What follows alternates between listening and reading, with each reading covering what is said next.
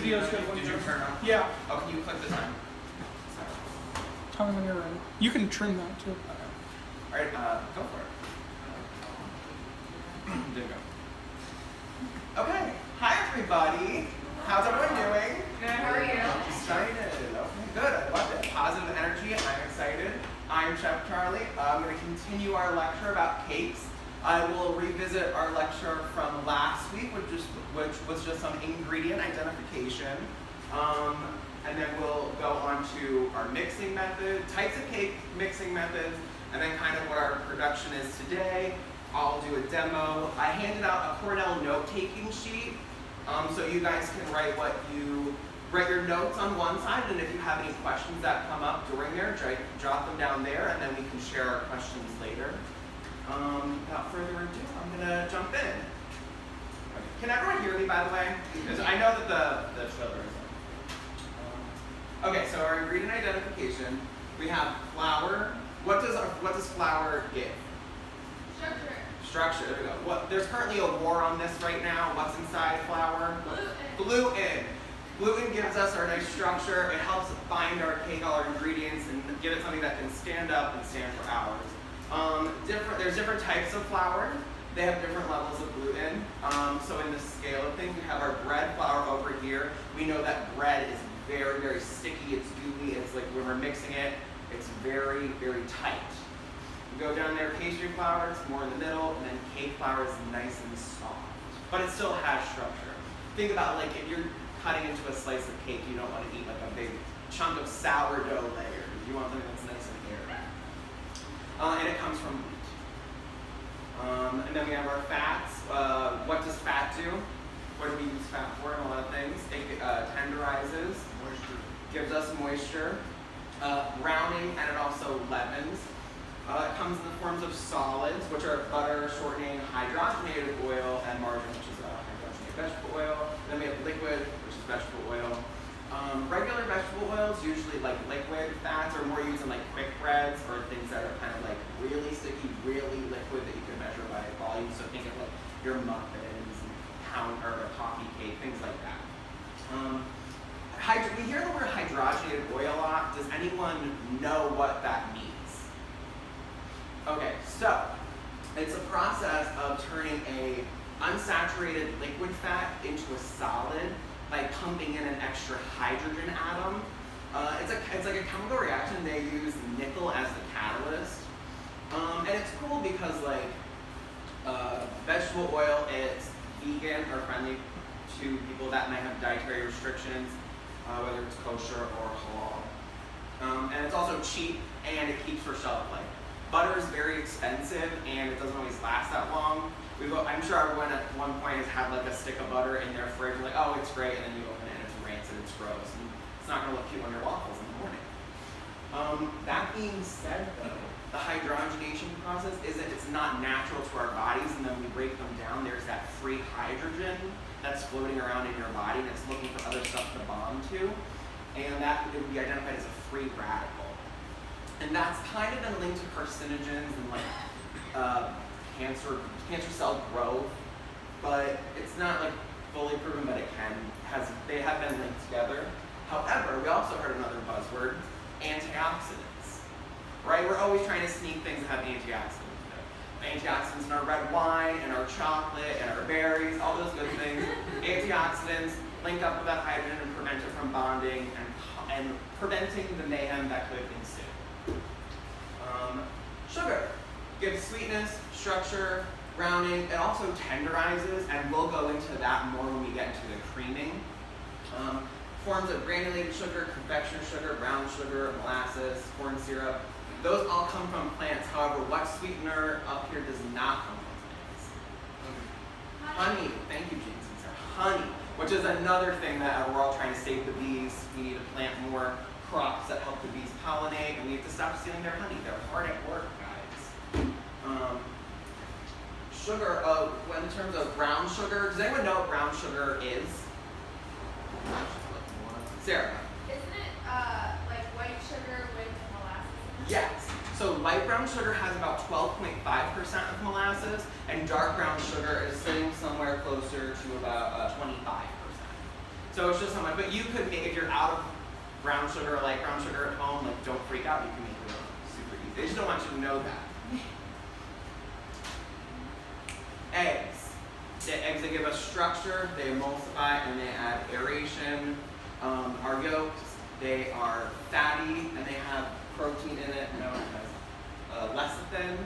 That's where a lot of the protein in eggs comes from, as well as the whites, which are a lot leaner, and they have albumin in it, which you can actually use albumin powder to add things to like lighten up a meringue powder, or even like gum paste powder, which is just like powdered egg white.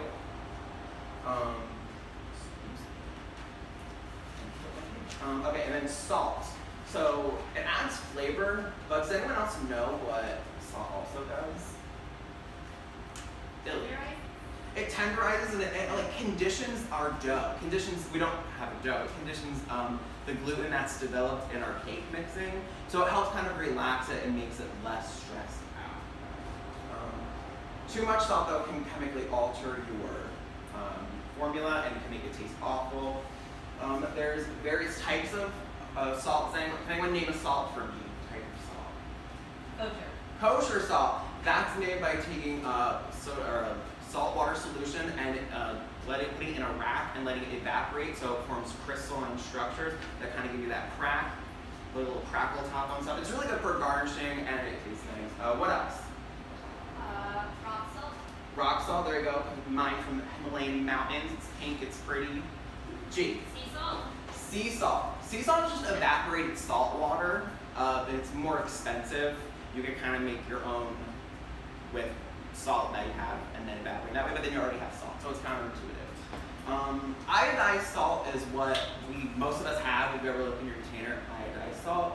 I believe it was like in 1929 where they were like, humans are not getting enough iodine in their diet.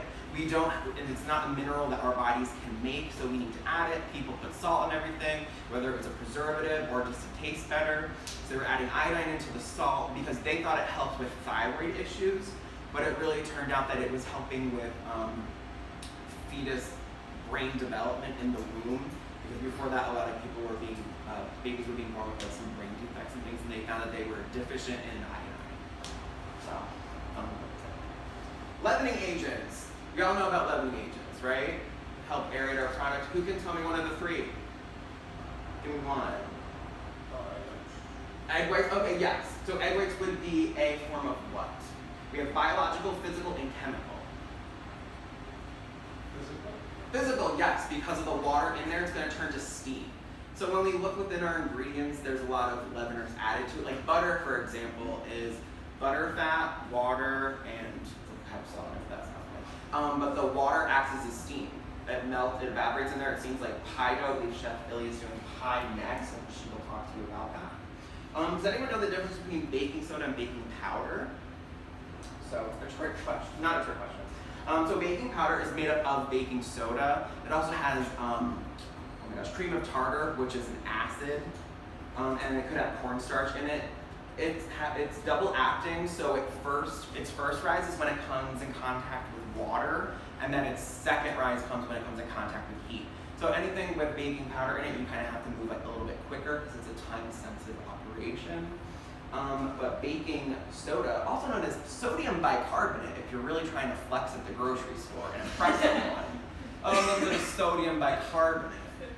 But it's about 3 to 4 times stronger than baking powder, and it needs acid to activate also. So you'll find it in other parts of your formula. You might find an acid in there, whether it's cream of tartar, like a buttermilk or something like that. Just higher or have more acidity than the base pH.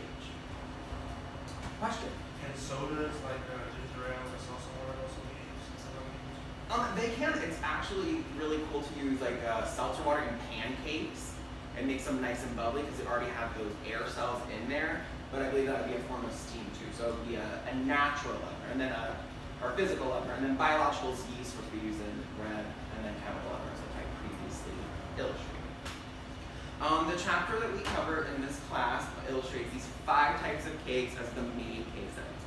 So we have pound cake, sponge / foam cake, angel food cake, chiffon, and high ratio layer cake. As we go through, you might see some kind of connections. I would identify this as a somewhat twisted family tree. They all share some attributes of one another, and then they cancel out the ones they want or like to do the other. So it's a little, oh gosh, here we go. Oh my god, sorry. So pound cake. Who's heard of pound cake? Pound cake is classic. Apple pie in baseball should be pound cake in baseball. It's just, everyone knows that. It's based off of ratios. So it's 1 pound butter, 1 pound of flour, 1 pound of sugar, 1 pound of eggs. James, does that mean that to make a pound cake, I always have to have a pound of each of those ingredients? No. No. Why? You can make a half a batch. Exactly, because it's off of ratios, right? As long as they're all the same, so if I'm using 237 grams of one, if I use them for all of them, it should still come out all the same. Everyone will be there, present and accounted for in the percentages that they need to make. It is considered the mother of most layer cakes, just because it's dense, but it's not like a brick, but it gives you kind of volume and stuff that you can stack. Does anyone know a famous form of pound cake? This is really big at like brunches or like office meetings. Lemon poppy seed. I didn't think that until I read this, because I do not make lemon poppy seed. Sponge foam cakes. They're identified by their texture being light and airy. They do not rely on butter. They rely on direct forms of fat to create a smooth consistency. So looking at, can you guys see this formula up here? I don't know if you can see that one. Where would you find the fat in this formula? There is some melted butter, but don't be deceived. The egg yolks? Yes, the egg yolks. We have that fat from the yolk in there, the whole egg. So we whip that, it makes it nice and foamy, and that's what we use to give tenderizing our cake. Genoise is the European version of a Spanish cake. And it's often just filled with other things like fruit, jams, chocolates, kind of anything you want. There's a picture one here. I'm in front of it. Sorry. I'm hiding in the corner. It's just really fancy. It's like torts, kind of like the whole thing. Just stacked, exposed, really pretty, kind of classic. Sponge foam cakes are richer than angel food cakes. Think about that when we go to the next one, and then we'll see if there's some similarities. Ooh. It's a type of a foam cake, but with only one difference. It uses the whites, not the whole egg. Keeps it nice and airy. The egg whites are whipped. They trap our egg cells and air cells, and like that, those air cells are heated up in the oven and they expand, and that's what gives us our rise. So that's our natural or physical leavener. The batter must be panned and baked right after it's mixing. Why is that? Anyone have any ideas why it could be that way? Sarah. Maybe if it sits out too long, the air will just deflate. Exactly. It's the same thing with with soda. If you open your little bottle of soda, you leave it for a couple hours, it comes back and it's what? Flat. It's gross. All the air escaped. So we want to trap that air in there because that's what we're going to use to give ourselves a nice little rise. Traditionally, they're baked off in ungreased tube pans, that of a bunt pan up there, kind of. Putting the tube in the middle just makes more surface area for heat to get in there and kind of help the cake climb up the sides of the pan. The cake has to be inverted as it cools. It's because as it's cooling down, those air cells are trying to shrink a little. We have a nice little crust around them, but they're hollow and the air is cooling down and it's shrinking. So we put it upside down and it'll help keep it nice and high. Also, this is a healthy option because it's low in fat and it's really a high ratio of egg white foam, kind of like filling it up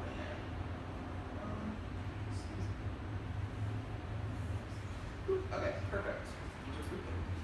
Chiffon cake, variation of genoise, which was a form of angel food cake, made by whipping the yolk with half the sugar, then it's folding in the flour, the remaining dry ingredients, and then the meringue is made with the egg whites and remaining sugar, which is folded in.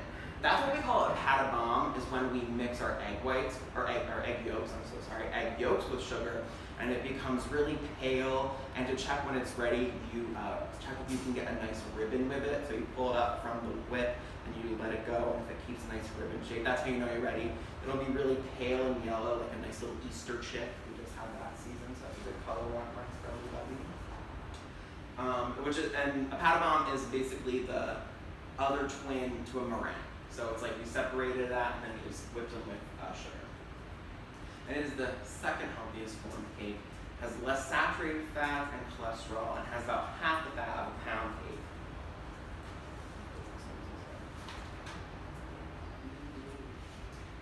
Beautiful.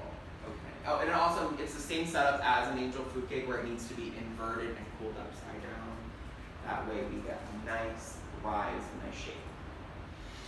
High ratio layer cake. Does anyone know what high ratio means? That's another term that we hear a lot of. We're like on the box of something. We have like high ratio shortening, things of that nature. High ratio means that one particular ingredient exceeds the mass of the other ingredients, usually the dry. So if it's something that's really high in sugar or really high in liquid, those two together become very, very wet and heavy. So we needed something like a high ratio shortening that has extra emulsifiers in it that help bind it all together so we don't get something really wet, sticky, and dense. It helps high ratio shortening, it helps emulsify things better and invites everyone to the party. The paddle attachment is used to mix this cake. It helps limit the air. We don't want it too airy like that of the angel food cake or the chiffon cake. We want to limit the air. We don't want big cells. We want kind of like a nice crumb, nice firm little crumb. And the quantities of the ingredient make for a moist cake with a tender membrane. Okay, scaling and hitting. Proper scaling of ingredients is the first step in the right direction. Why? Does anyone know why it's important, Dave?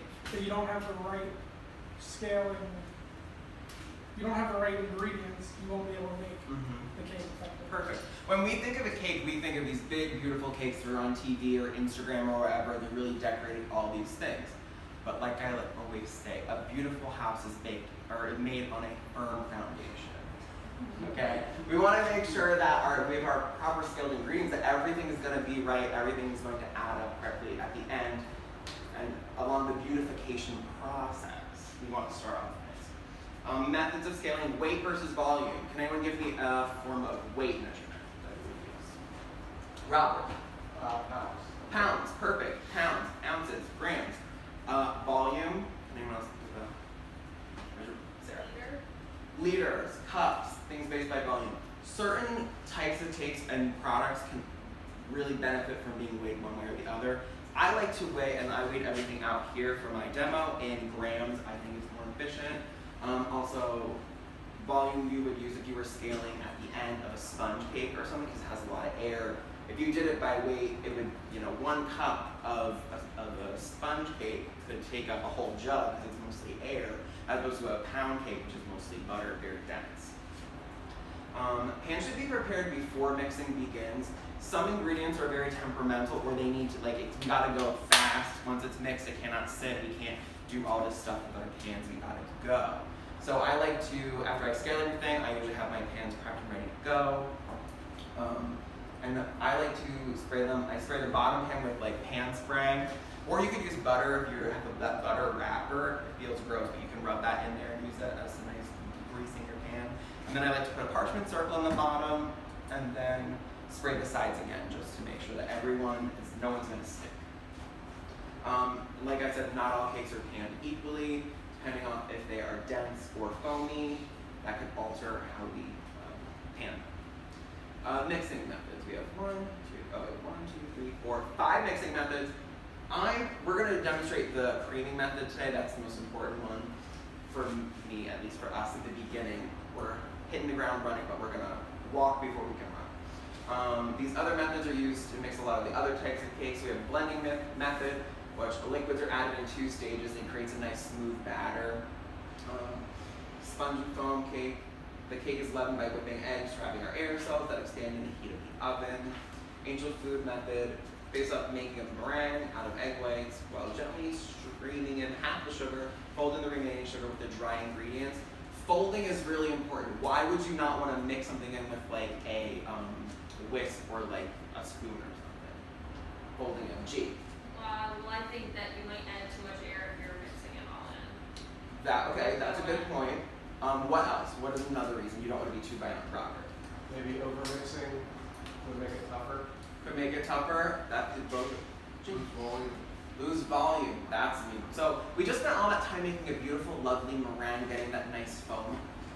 after I do that, do I just want to dump all my heavy, dense stuff in there and just punch it in?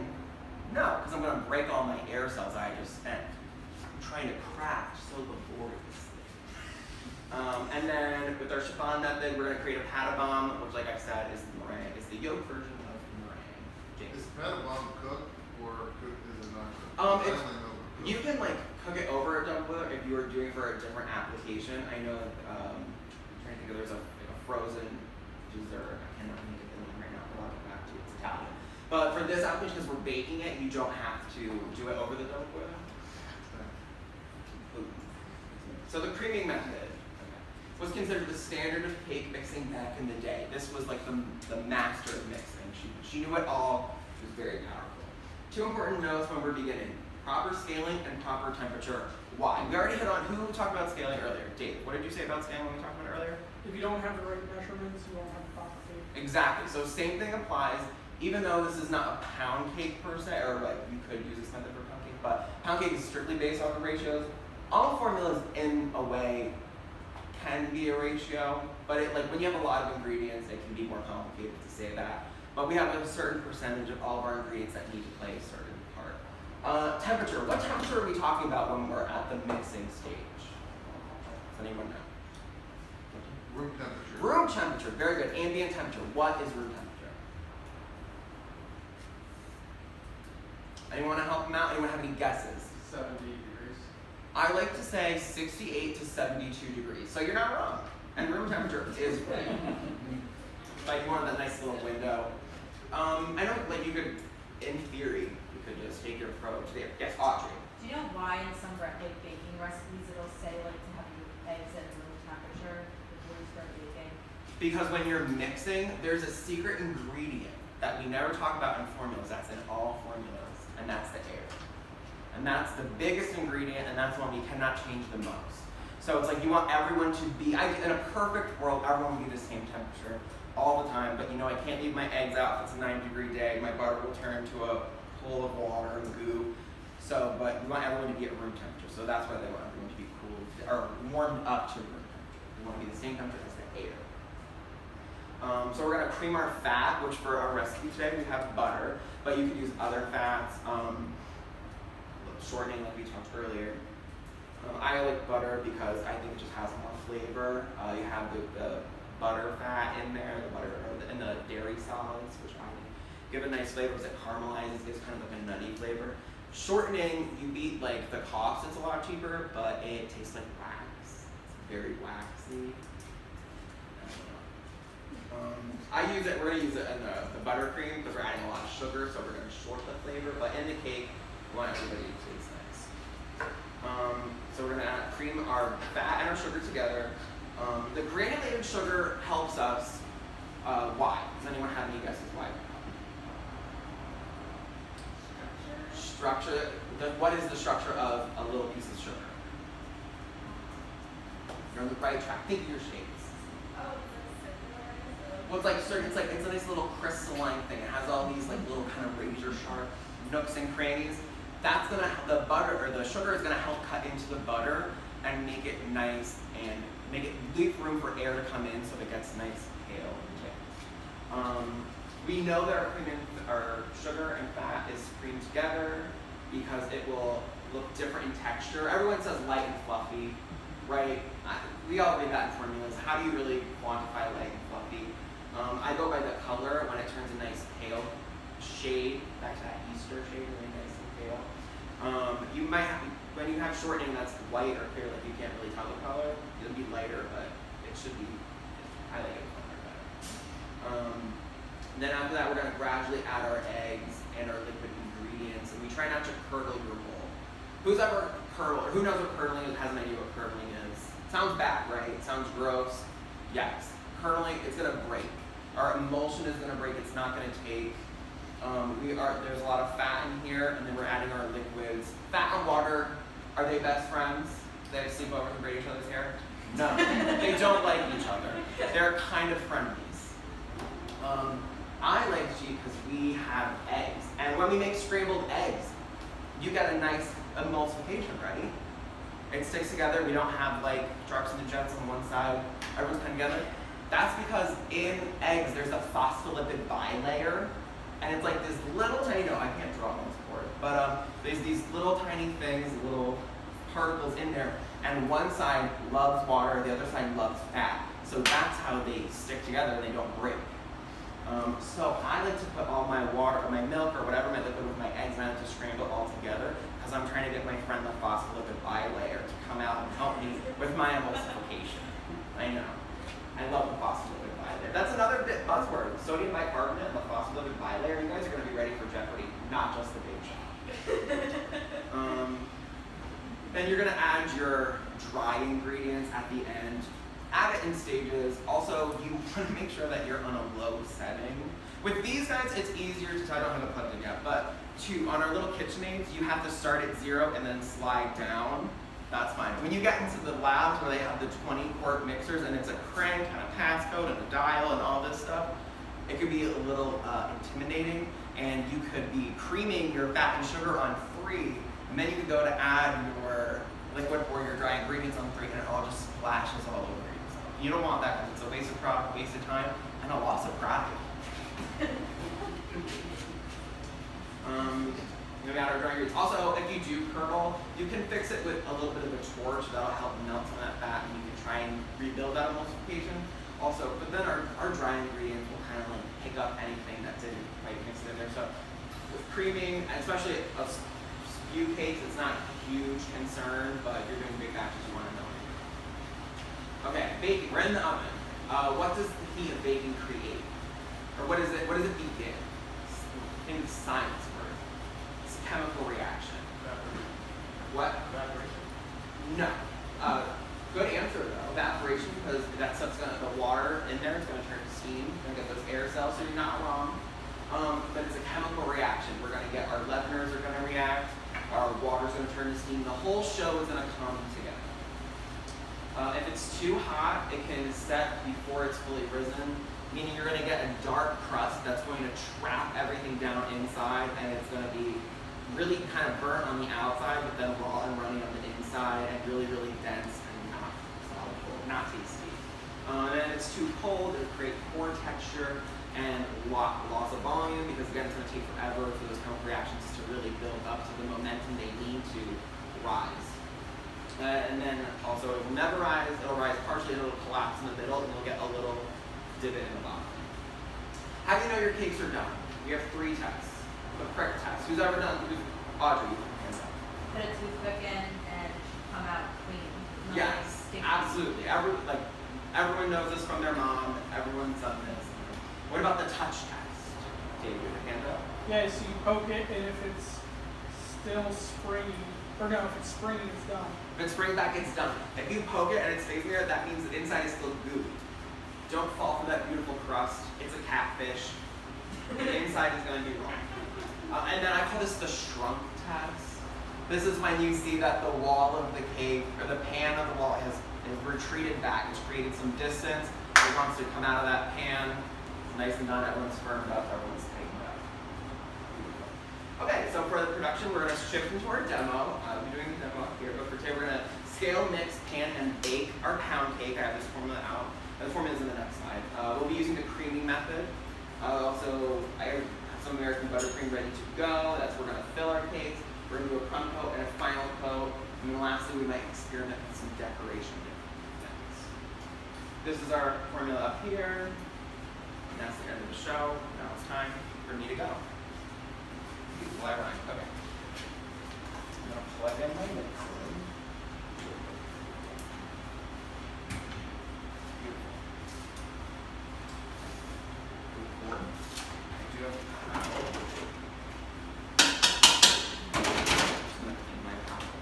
This is just buttercream.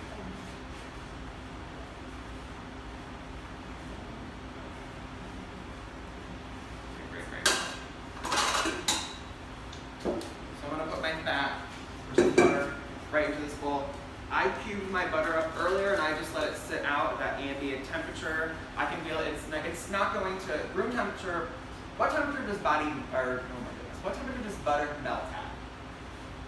I accidentally said it. Body temperature. Very good. So room temperature is not body temperature. so it will not melt. So it's safe to kind of beep out and put it in there. Boom. And I get it there. I like to get this going a little bit before I add my sugar. That way I know it's good. This way you can kind of see if you had any cold spots in there. If you're doing a big batch and you stack your cube butter, sometimes the outside will be really nice, but the inside will not. So I'm just gonna toss that in there. Let that go, turn it up. Beautiful. Crank it up.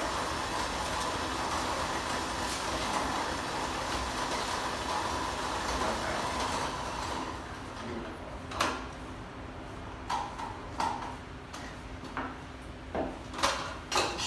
Now you guys can kind of see it got paler. If there was more butter, you'd be able to see the daisy pattern that would make. That's how you know it's really done. But this is the color. It's nice, it's airy. We see the streaks in it. It's nice and pale. How we know we're good to go. All right, then I'm gonna pop this guy back on. Boom.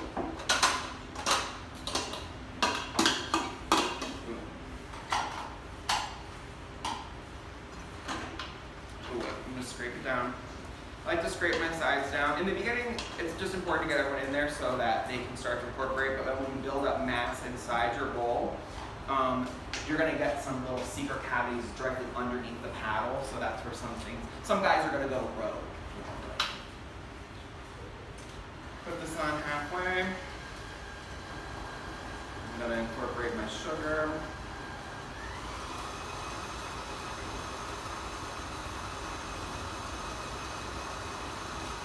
Boom, boom, boom. It's a steady stream.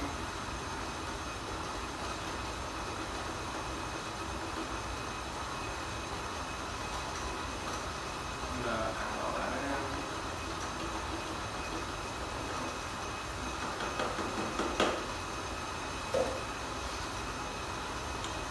Beautiful. I'm gonna scrape it down. Make sure everyone gets incorporated.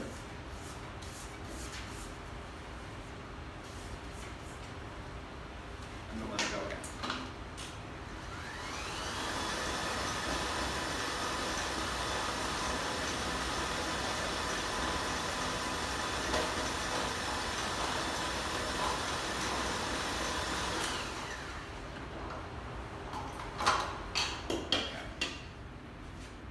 See, everyone's in there, it's nice and airy. It's a lot like Rob. Yeah, Rob. How come you have to add the sugar in slowly instead of just I just like to go in there so I see that it's going in there. If I added a lot in there at once, it might kick out or whatever. I just slow and steady wins the race. Nice light and candle, beautiful. Okay. Now I know I need my. Oh, wait, gosh, I'm so sorry guys. I need to go back. That's okay. Where I have my milk. Should have scaled this before, but I just wanted to show you guys that I just like to put everything in one bucket.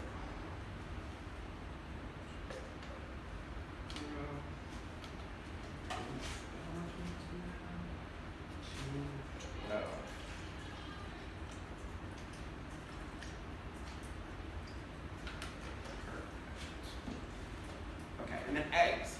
So when a recipe calls for eggs, are all eggs created equal? No, this is a jumbo egg and this is a large egg. So I always go by how much egg product is needed, which for us it is 292 grams. Jumbo egg I think is around 70. Ooh, I think we need about 4 of these.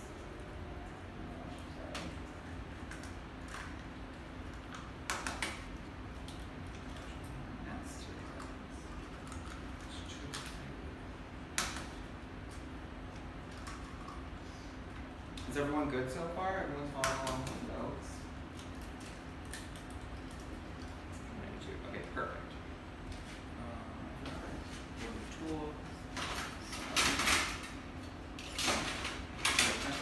And then I'm just going to scramble my eggs. Again, I want to rely on that phospholipid bilayer to really help bind our batter together. Ellie, can you get the cake pans out from the blast chiller, not the. And then add a splash of vanilla. It calls for 5 grams. That's just a splash. I like it to be nice and flavorful. That's just. Okay, beautiful. Put my paddle back on. And then I'm going to turn it up. I'm going to just stream that in a little bit at a time. Even though I'm have my eggs in there and I'm going to help use it as a binding agent, I still don't want to risk curdling and have too much of it.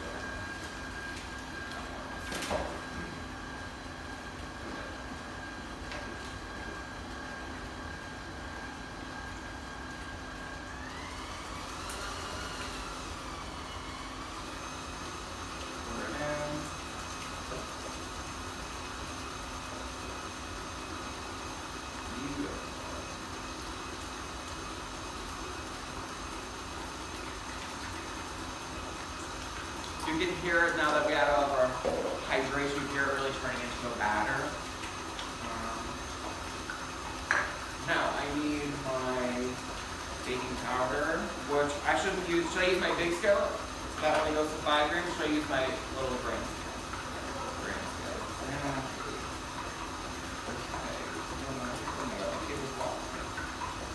That's mixing. 6.5 grams.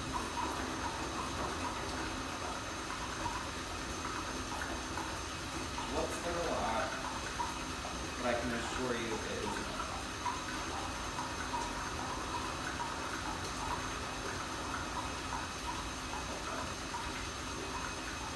Perfect.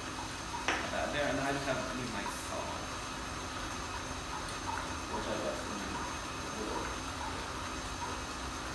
5 grams. Okay. Have that in here. Have that in here. Beautiful. Okay.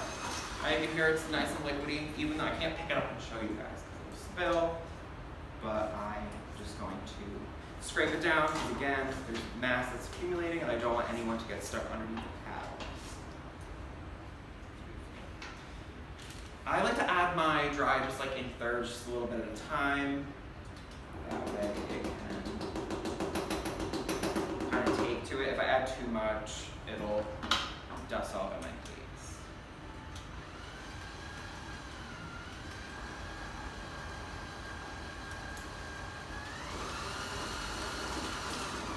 It's all incorporated.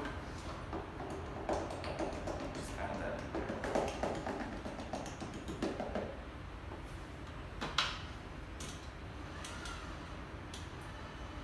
Beautiful.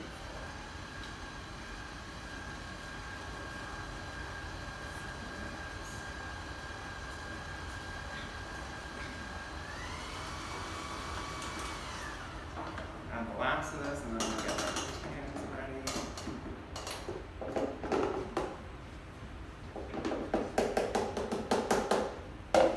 Perfect. Okay.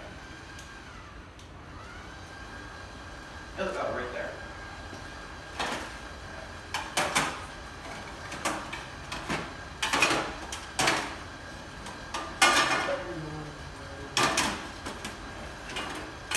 Beautiful. Have my pans. Use my butter liner.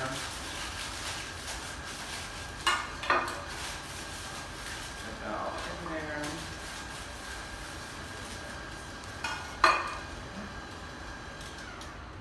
Leave it.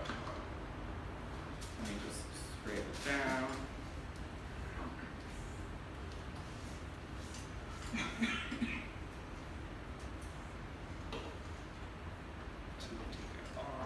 So sorry, guys. How are we doing? Does anyone have any questions so far? Sarah. What kind of flour did you use? Oh, that's a great question. So I use cake flour. So from the beginning of our slide, I like to use cake flour. It has the gentle gluten that's nice and tender for this. Okay. There we go. Put this on my scale. Just want about 500 grams.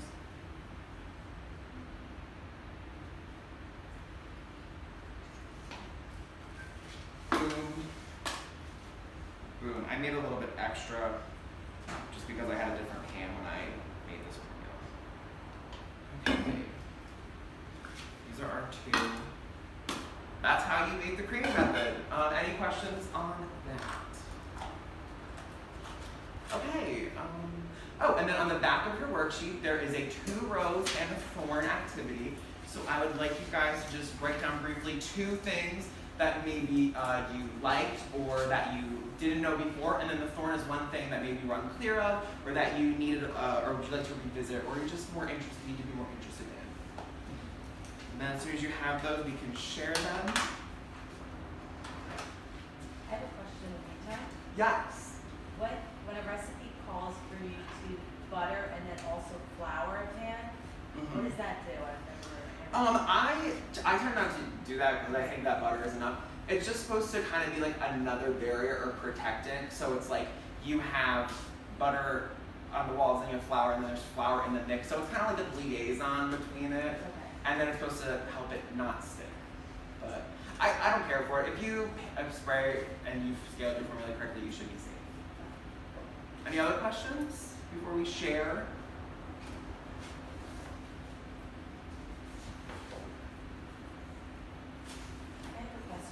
Yes. I'm Mindy. Hi, Mindy. I'm Charlie. Thank you. What about sifting your flour? Do you ever sift your flour when you use it in cakes?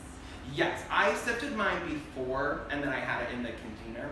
But yeah, sifting is really important. You don't want to get crumbs. I usually sift all my dry ingredients together, so that way it's all kind of incorporated and it can fold in really nicely. If you have like more fresher flour, like I don't know if you get delivery to your place or this, that, the next thing, it won't be as clumpy. With old flour, it's really hygroscopic and it loves water, so it'll get lumps. So you don't want those lumps in there. Some lumps you can beat out in the mixer, but other lumps you don't. You don't want to take the risk. Okay. G. So going back to the room temperature ingredients, do you think it makes like a huge difference? Like if I were to make a cake and I put in cold eggs opposed to room temperature eggs? Because I feel like a lot of times it's like a time sensitive thing. Do you think it really makes a big difference? I think so. I think having them all together makes it go faster and easier. I think it helps in the emulsification process and prevents curdling. Also, like room temperature, you have to make a cake. Some things happen on the fly. You don't have like a whole palette of things underneath. Just zap it in the microwave. Just do it for 10 or so minutes. That's usually what I do with my butter or even my eggs. And if it's even more time sensitive, there's water or something, I might like eat my water so that, and then when I add my eggs, it'll cool it down, something like that. But just the microwave will do it. You have to be careful with eggs in the microwave because you can make scrambled eggs very quickly. Okay, did anyone, there are 2 rows in the thorn, anyone like to share? Sarah. I enjoyed learning about all the different ingredients and their purposes in a cake or any baked good, I guess. And then I also enjoyed learning about how the fat and water molecules emulsify. And one thing I'm unsure of is what that was called. I forgot the name. The phospholipid bilayer. Yes. I love the phospholipid bilayer. I think that's going to be the name of my first child. Anyone else would like to share? Robert. So one of the 2 roses that I thought was the same as Sarah's. I thought it was a really good explanation of the purpose of the different ingredients and how they fit in. I also thought that the demo on the creaming method was really helpful. What I would like a little more clarity on is the formulas. So you put some formulas up on the board, but maybe a little more explanation. Yes, and so that's a great point that brings us into tomorrow's lesson. Is that, so I set you guys up with the demo, you guys will have this formula available to you guys when you come in, and then you guys are going to start your production with all of this stuff. So we went through the demo, and then you guys will have the formulas, and I'll be around to help you guys work on the formulas if you need anything like that. So thank you, Robert, for bringing that up. So this is the end of this lesson. I hope it was a great introduction to the creaming method. And then tomorrow's lesson, or our next lesson rather, will be you guys will actually be making a cake, and then we'll go into cutting, filling, stacking, and now from there we'll do our intro into decorating. And then there is a rubric for that, so I would study the rubric for the requirements that you guys need, and then I will be grading you guys, and then we will be doing a feedback session about the rubric as I go through each of your guys' cakes. All right, that's about it. Thank you guys. You guys were great.